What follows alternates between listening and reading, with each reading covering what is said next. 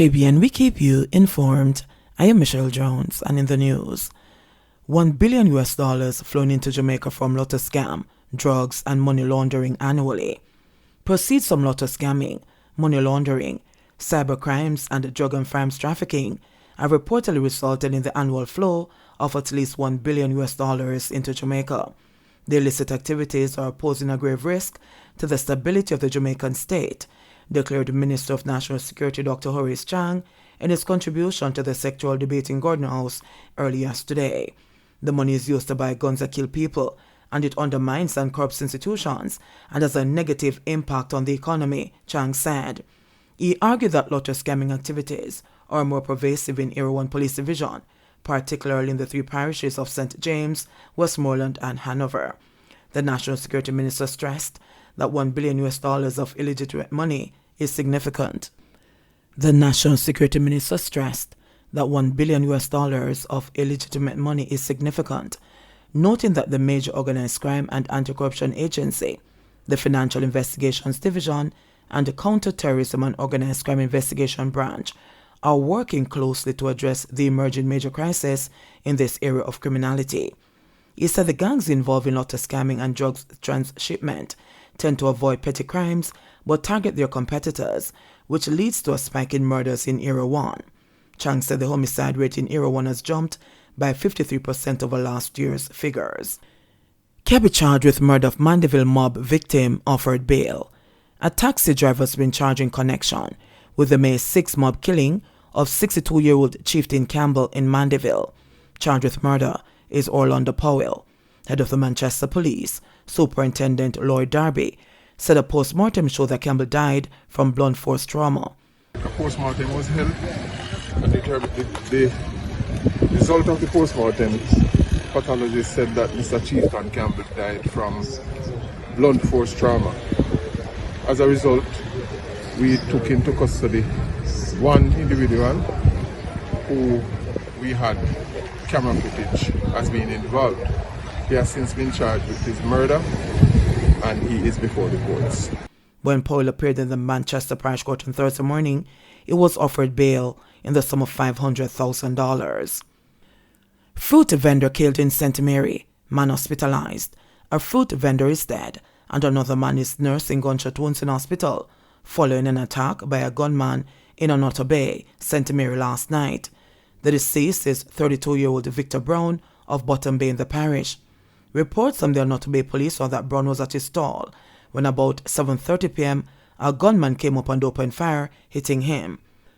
A man who was standing at the entrance at a nearby restaurant was also shot. Brown ran from his stall onto the main road and subsequently collapsed. The attacker fled the scene on foot. The injured men were taken to hospital, where Brown was pronounced dead and the other man was admitted in serious but stable condition. More cameras to be deployed on the Jamaica Eye. Minister of National Security Dr. Horace Chang has indicated that an additional 300 CCTV cameras are to be installed under the Jamaica Eye program. Chang said the cameras are to be strategically installed across downtown Kingston and in areas of Stony Hill, St. Andrew. He says to date, over 850 CCTV cameras have been installed across the main townships of Kingston, Maypen in Clarendon, Mandeville, Manchester, Ochereus in St. Anne, Negril, Westmoreland, Montego Bay, St. James, Spanish Town, St. Catherine, and the Santa Cruz and the Black River in St. Elizabeth. He was speaking in Parliament yesterday, where he was making his contribution to the sectoral debate. 10,000 Jamaicans to be recruited by cruise lines. Come June 5, approximately 10,000 Jamaicans will be recruited to work on cruise ships overseas. The announcement was made by Minister of Tourism Edmund Bartlett. Bartlett, who was speaking at a function at the Montego Bay Convention Center in St. James last week, said the massive recruitment drive comes at a time when the cruise sector and tourism by extension are showing signs of growth and is a telling indicator that Jamaican workers are viewed positively on the global stage. This is a very big deal and a sign that cruise shipping is back, the minister said.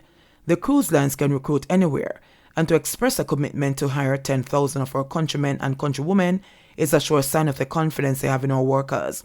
We're talking about chefs, bellboys, room attendants, seafarers in general, just about in any department. According to a release, the recruiting process will be handled by the operators of the cruise lines, and Jamaicans only need to have a clean police record and a clean bill of health.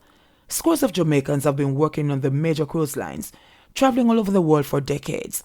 Our workers have distinguished themselves in every department imaginable, and the cruise owners have taken notice.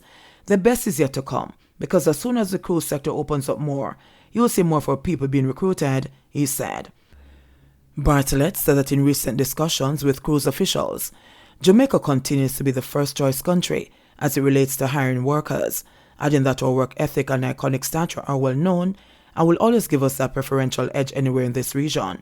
Most of the major cruise lines have recently been on a global recruitment drive for workers, with Jamaica, based on numbers, being one of the highest on their list.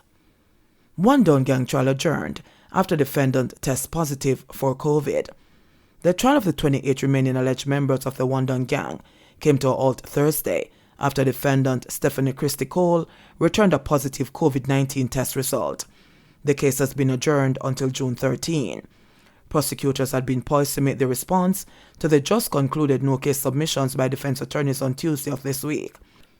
Since the onset of the no-case submissions last Thursday, 5 defendants of the original 33 facing trial since last September have been freed.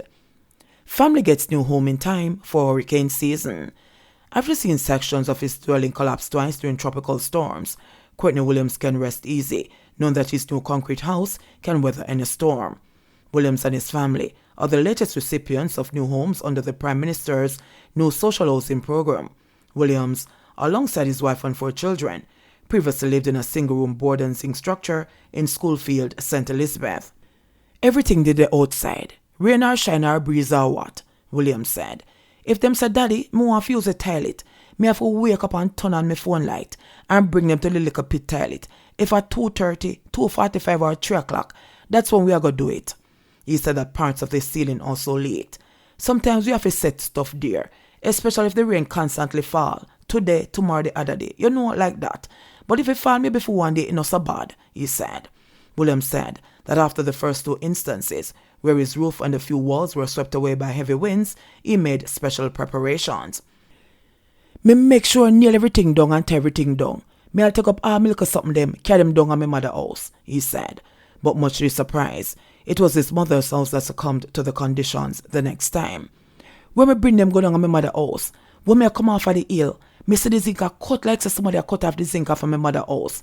It's a good thing somebody have one little blow tarpaulin. I eat me use and wrap up my little TV and my little DVD player. You see, after the hurricane finish, I may come back up here, I just go zinc kind of lift. My little cabin dry, everywhere else wet up. After realizing that he'll not have to worry about tying down his roof or securing his walls, his elation could not be contained. But Jesus, I didn't even thought about it. I just laugh about it. When I was living at the little place, I used to think, boy, my little girl wants to use a little pit toilet. Me have to wake up and do whatever. It was a little rough, but one of the time I'll get used to it, he said. As my wife and I said, boy, me not having at the kitchen and burn the wood when the rain fall just so we eat something. I'm just happy. And it's more than change because more than be in the little mud kitchen if rain shouldn't fall. But now we have everything. Jamaica reports 328 new COVID cases, 5 deaths. Jamaica reported 328 new cases of COVID-19 and 5 fatalities on Wednesday, according to the latest statistics from the Ministry of Health and Wellness. This pushed the total number of cases of the virus since the start of the pandemic to 137,724 and the death toll to 3,069. Of the newly reported cases, there were 209 females and 119 males with ages ranging from 5 days to 91 years. The cases were recorded in Kingston and St. Andrew, 107, St. Catherine 82, St. James 62, Clarendon 18, Westmoreland 16, St. Elizabeth 14, St. Anne 10, Trelawney 10, Manchester 3, Hanover 2, St. Thomas 2, St. Mary 1 and Portland 1. Meanwhile, the latest deaths recorded in May 2020 include a 34-year-old man from St. Mary, an 87-year-old man from Westmoreland, and an 86-year-old woman from St. Catherine. A 79-year-old man from St. Catherine, whose death was recorded in October 2021, and a 53-year-old woman from Westmoreland, whose death was recorded in February 2022, were also among the latest deaths. Another death was reported as coincidental. One other death was listed as under investigation. The country also recorded 131 new recoveries, bringing the total number of recoveries to 87,289. The positivity rate for the latest round of testing was 30.8%. There are 124 people hospitalized, 2 of them critically ill. There are 2,989 confirmed active cases on the island. JBN, we keep you informed. Please remember to subscribe, like, share, leave us a comment, and click the notification bell to receive our daily news items.